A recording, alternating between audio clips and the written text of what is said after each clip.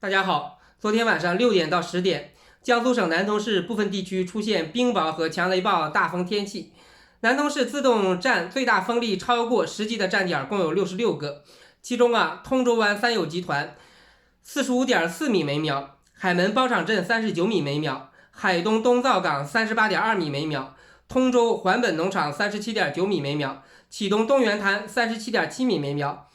受灾人口3000多人，其中很多的大树被刮倒了，从而砸倒了房屋，也有电线杆被刮断了。同时狂风还卷入了河道等等，共造成了11人死亡，102人受伤，3000多人受灾。从昨天晚上开始，就在积极的组织救援。那么其中苏海门渔01728号渔船颠覆，11名船员落水，2人获救，还有9名船员在搜救当中，希望他们能够顺利的获救，人都够平安无事。目前已经转移安置了3050人，多处电力设施受损但是连夜组织抢修，部分地区的电力已经恢复供应了。目前整体秩序平稳。在网上看了一段小视频，是南通兴东国际机场的一架飞机在大风吹之下给吹掉头了。也在抖音上看到了一些小视频，那么狂风暴雨还是比较严重的，所以在这种时候能不出屋呢，还是尽量不要出屋，尽量待在家里，以免出现一些意外情况总之还是希望人能够平安无事，希望受灾的程度能够降到最低，也希望整体社会秩序能够迅速的恢复如常。但是同时也说这个夏天马上就来临了因为5·1了嘛，我们在南方，尤其是很多沿海的地方，这个雨季快要到来了而且经常会有很多的台风等等在这种时候也要注意保护好自己，注意一下自己吧，因为其实去年我们这里也经历了台风，其实很少见的，在我们这里是很少能够见到台风的，应该是从日本海、从朝鲜半岛那边吹过来的。我们乡镇这边倒没什么事儿当时看新闻吧，譬如延吉市等等一些树也被刮倒了，所以在这种天气还是尽量的小心一些。当然了很多人都要工作都要如何，都要出门。在大风天气要出门的话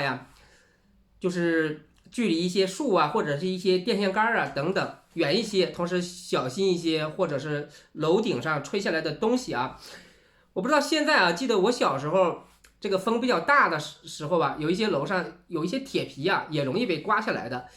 所以听到一些铁皮哗啦哗啦响或者是一些不是很牢固的这个商家的牌匾如果也吹得哗啦哗啦响等等，还是要小心一些，要保持一定的距离吧。毕竟我经历的台风非常非常少甚至说几乎没有经历过，不是很懂。那么经历过这些东西的地方的人应该是更了解一些。总之还是小心一下避免一下。不管怎么讲，受伤的死亡的都是我们国内的同胞，对吧？还是感觉到比较有那么一些不舒服还是希望大家能够尽快的安好吧。但是对很多家属受难的这些家属等等吧，对吧？这个心情肯定是不会好的，肯定是不会好的。哎呀，在这个夏天马上就要到来了嘛，其实这2年的气候也不是很好这2天其实北方也特别冷，我们这里也是剧烈的降温，和以前相比也是比较冷这几年吧，全球的气候我觉得都不是很好异常的气候特别的多，夏天特别热，对吧？冬天又比较冷，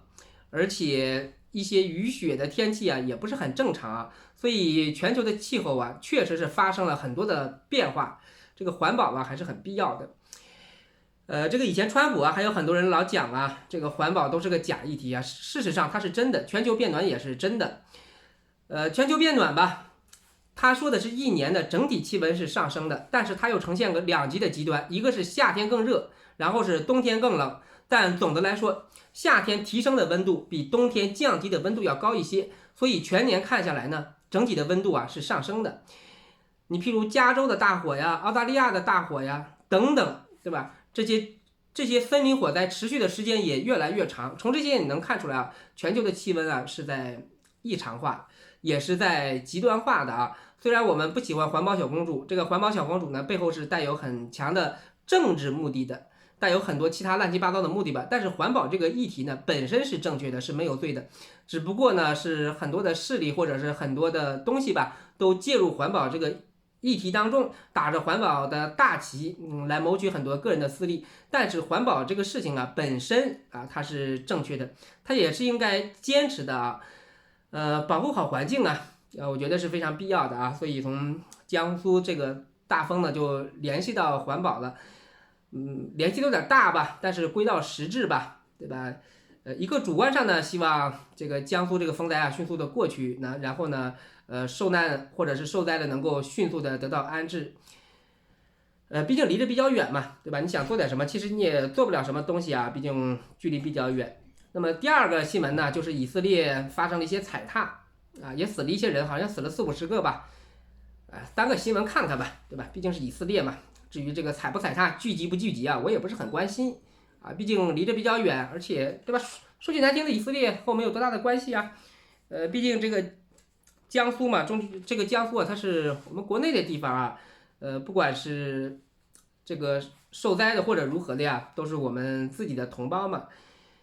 那好了，这个视频就录完了啊，喜欢的请订阅一下吧。最后还是对吧？希望受灾者能够得到妥善的安置啊，也希望大家都平安。